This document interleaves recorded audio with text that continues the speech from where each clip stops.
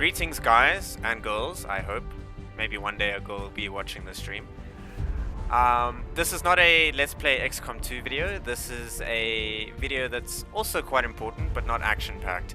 What I'll be covering in this video is just some basics about XCOM2's performance on PCs and how to get around some of the nastier issues, because the unfortunate reality is that this game is, whilst it looks quite good for how it looks, is actually poorly optimized. You can go onto YouTube and you can find many videos that are showcasing it. I'm going to go through a particular article by a South African local gaming journalist website called Lazy Gamer, and I will hopefully put the link on the screen, but if I'm too retarded to do so, you can also check out the link in the description panel.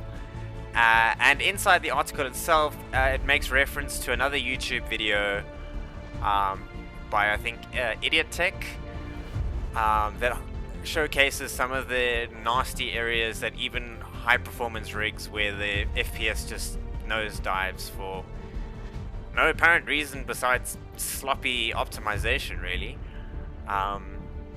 Right, so I do my XCOM2 videos using a laptop. Oh, gasp, I know, right? A laptop. Yeah, okay, you guys can judge, but it's what I want for now. It serves my purposes. I don't want a heavy rig to lug around just yet, but I will fully embrace the master race at some point. Okay, so here's some of my settings. Resolution's pretty standard. Right, so if you look in the video, one of the, or not the video, the link, or the video, but the Lazy Gamer article breaks down the sort of, I think it's like 8 or so points that are quite important about the settings. And in some cases, it's not just high or low. Sometimes you can get away with good textures. The textures aren't the problems. A lot of the time, it's the frame rate and things like that. Or movement frame rate related graphics things. I'm not even going to pretend like I know what I'm talking about. I just know that what settings work and what don't. So enabling VSync, if you switch VSync off, that's going to free up a lot of frames off the bat, regardless of what settings you've got. Okay, if we jump to graphics, you'll notice that I have a lot of stuff low. Anti-aliasing and ambient occlusion, or AO, these two are also very important. So if you want good running, you can switch this off. A lot of my earlier videos I had shadow quality and texture detail on medium, and it was running okay. But the problem comes in when you transition from the battle back to the Avenger, your base. There's some weird too much shadowing and texture shenanigans that are not well optimized in the base itself, and for some reason the when the pilot Firebird is taking you back in the Sky Ranger back to base, that little sitting in that hangar chows up computers, even high-end computers. There's a massive FPS drop there, and that linked with jumping back into the Avenger most times, that has all kinds of shadows and animations going on in the background, just causes the game to flatline and crash quite a bit. So sorting out low shadows is quite important. Texture details as well can kick in, especially when you have a lot happening. So I opted to swallow my pride and just go on low settings. It might also be the case that recording also adds an extra bit of strain onto my humble little laptop. But I bought this laptop actually through a recommendation of a friend of mine, with the thinking that I'd actually be able to run this game half decently.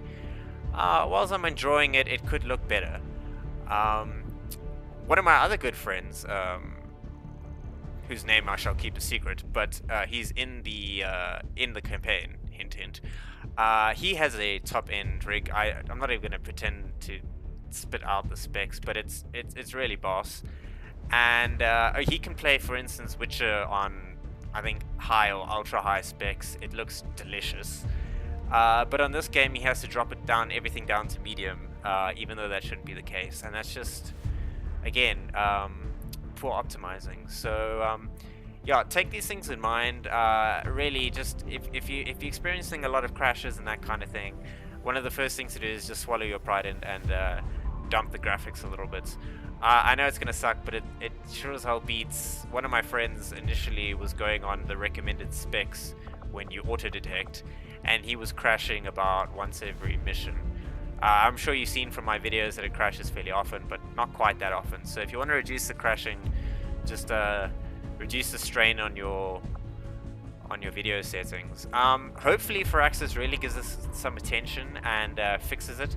I expect some optimizations probably happening in the background. A lot of people have even gone as far as to refund the game based on the frame rate counting they've been doing and that kind of thing, and just not enjoying the experience because they're too busy counting frames and sucking at the game and not killing Advent. Anywho, but I do kind of get where they're coming from, even though they're whiny little bitches. And I really want to support Firaxis because I really love the fact that they've made a sequel, and in my opinion it's even better than the first XCOM in terms of immersion and adding extra layers of gameplay and simplifying a lot of problems I had with the previous one.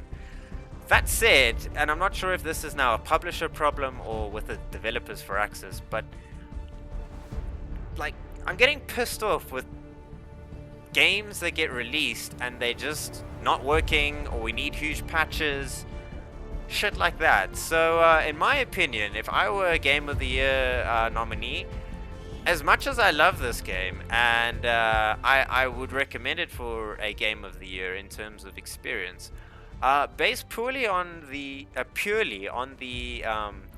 below standard expectations versus what was delivered in terms of gameplay and graphics optimizing, I just think it's unacceptable. And if I were a judge, I'd be a hard ass about it and not award a Game of the Year, just factoring stuff like that in. It's just, it's not good enough. Surely not. But hopefully it's finished, and I'm not discouraging people to not get it.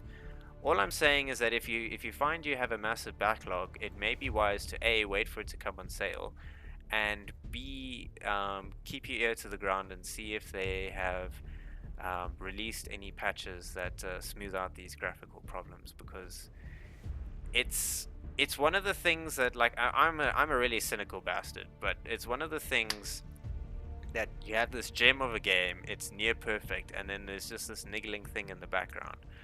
And it's highlighted even more so, you know, when you're enjoying a really good game and it crashes, or there's massive frame drops in a stupid hangar when the Firebird's flying you around, or there's frame drops in the kill cams, shit like that. And you can get mods that get rid of some of the features in inverted commas, like they're talking about the kill cam being a feature that can slow down your computer.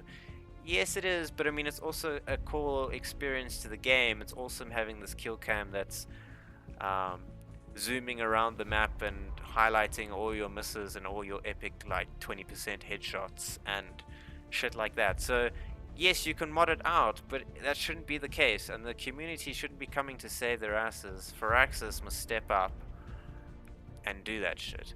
And I have a feeling that they were tied in with the publisher's deadline, and this is what they had to produce. But I really hope the boys haven't just laid back after release. I hope they're really working on this. So yeah, that's my moan. I love moaning about things, but I do love this game, and if you like the videos and you like what you see, definitely buy it. But just bear in mind that you're gonna have to take the minimum requirements, which I will try and post in the description as well, with a pinch of salt.